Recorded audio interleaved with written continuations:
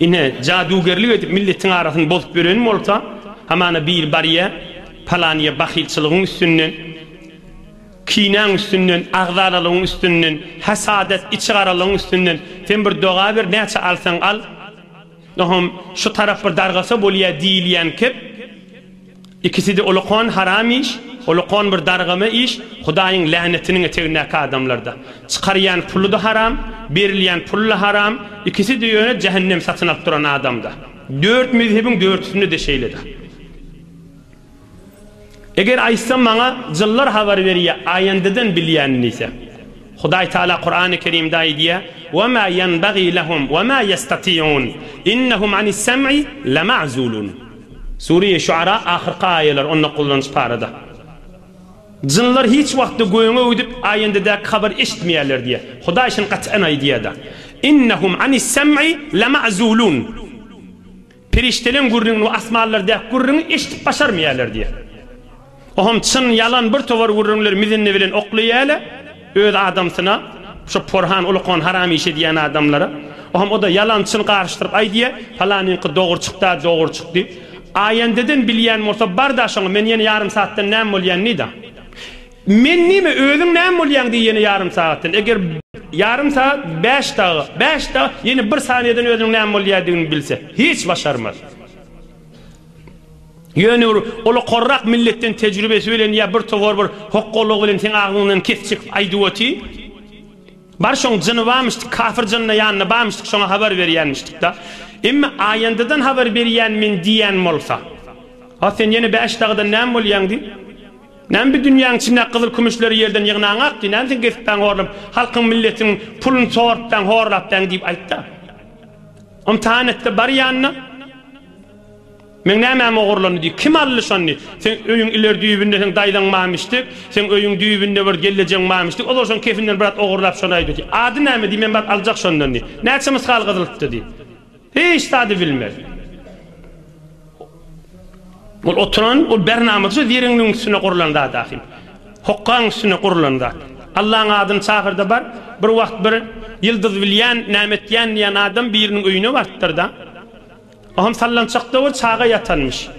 Aham yan kıyalay diyen adam biri kärrak öýüň öýesinden pul aljak bolup sallançakdaky erkoglan görýän mi diýipdir.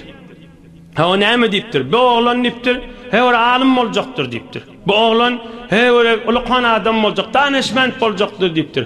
Atasyna dagy zähmet keş boljak, näme boljak diýip gurrun etip barýaka öýesi aýtypdyr. Hay dur diýipdir sallançak yatan, gyýdy oglan haby diýipdir, erkoglan diýip aýtdyň diýipdir. Bilýän zady bolmaz.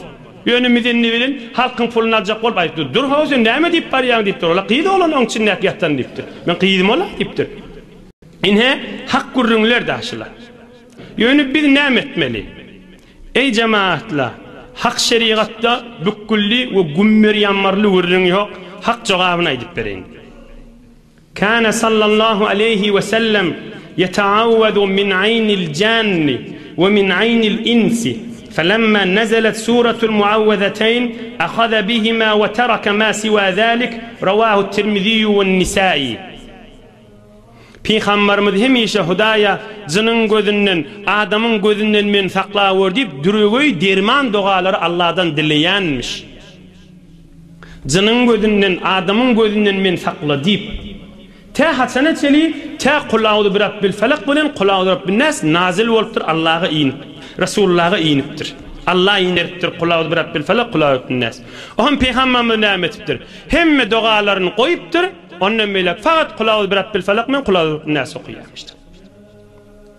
Qul a'udhu bi rabbil falaq min şerri ma halaq, min şerri gasiqin, min şerrin neffatati. Manasy şerri diýdi, şer diýdi. Neffatati fil uqad dun edip cadugeriýet ýan heleyliň şerrini sakla diýdi. Şerrin neffasatyň manasy şu. Neffatat diýdik caduger heley diýdi. Fil uqad dun sen cadugeriýetjek bolýa, Hudaýa şoň şerrinden sakla diýdi. Min şerri hasudun şerrini sakla, min şerril vesvasil hannas. Şu ikisini okuýarmış. Erti bilen 3 kere okuýsaň, akşam 3 kere okuýsaň şerden aman bolarsyň diýipdir. Teberrük 3-4 hadis okuýaýyn. Peygamberimiz qul a'udhu bi rabbil falaq qul a'udhu bi rabbin nas iňenden soň fakat şu ikisini okuýarmış. Başga dogalaryny goýupdyr. Hudaýa jynnyň şerrinden sakla, adamlaryň şerrinden sakla. O dogalary okuyup bermeýärmiş. Arabisini okuysam giyeceğe kalacak tercümesini aydeyin. Enemiz Hazreti Ayşe aydiye, Ayşe Sıddika radıyallahu anha. Peygamberimiz düşöge gelenine bu ne akşam mübarek elini üyüşürüp küfedip diyem vurup 3 kul huvallah, 1 kul huvallah, 1 falak, 1 nas okuyordu. Deslap yüzüne, ohum kellesine, ohum mübarek cesedi, mübarek bedeninin öv taraf hemme yerine sonra arkasına çekerdi diyor. يفعل ذلك 3 مرات كذا في صحيح البخاري. 3 kedek şonu ederdi diye. Ulamalar ay diye.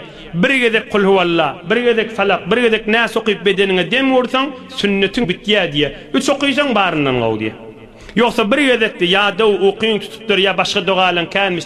Bir gedek kul huvallah, bir gedek falak, bir gedek nas okuyup da dem vurup bedenine çeksen sünnetin bitti diye. Yine Peygamberimiz solar okuyamış hemme şerden men sakladı diyor. Üçüncü hadis-i şerif. An Uqbe. Beyna ana asiru ma'a Rasulillah sallallahu aleyhi ve sellem gashiyetna rihun ve zulmetun şedide. Bir vaqt Peygamberimiz bilen bariyadık diye hevri çöllün qaranqıdı, qatı yel östü, dım qara. Qorquya da qara bolsa, qaranqı bolsa, yelli östü, yağın yağacak bolsa, özü çölle bolsa, cinnan, instan, heyvandan, her zattan. Şonda Peygamberimiz kul a'udhu bi rabbil falaq, kul a'udhu bi rabbin nas okuymana başladı. Resulullah can şonda ya diyor ya atın sünnemişti. Okuyup bola kana mana etti. Ey Ukba dedi. Men şonda yanladım diye Ukba diyen adam. Kul a'udhu bi rabbil falaq, kul a'udhu bi rabbin nas okuyaga. Ey Ukba deyiptir. Her kim her jere güýçli doga okuysun, qiyinçylykda deyiptir. Hiç doga kul a'udhu bi rabbil falaq men kul a'udhu bi nas yetmez deyiptir. Am erti namaz bolupdyr da. Evvel rekatda alhamdan soň kul a'udhu bi rabbil falaq okuyupdyr. Ikinji rekatda da alhamdan kul a'udhu bi rabbin nas okuyupdyr da Peygamberimiz. Gördüňmi Ukba deyipdir. Namazda da şunu goşdum deyipdir. Erti namazda seferde şunu goşupdyr da. Evvel rekatda alhamdan soň kul a'udhu bi rabbil falaq goşupdyr. Erti namazyň pardyna ha seferde şotardy. İkinci rekatda alhamdan kul a'udhu bi rabbin nas goşupdyr. Gördüňmi Ukba deyipdir. Yani ne kadar fazilatlı erti namazda o da koşulya da yoksa onun için bir ulamalar aytýar seferde havluk maşrak bolsan kul a'udhu bi rabbil falaq kul a'udhu bin nas Resulullah'ın sünnetidir diye. Par namazda koş diye.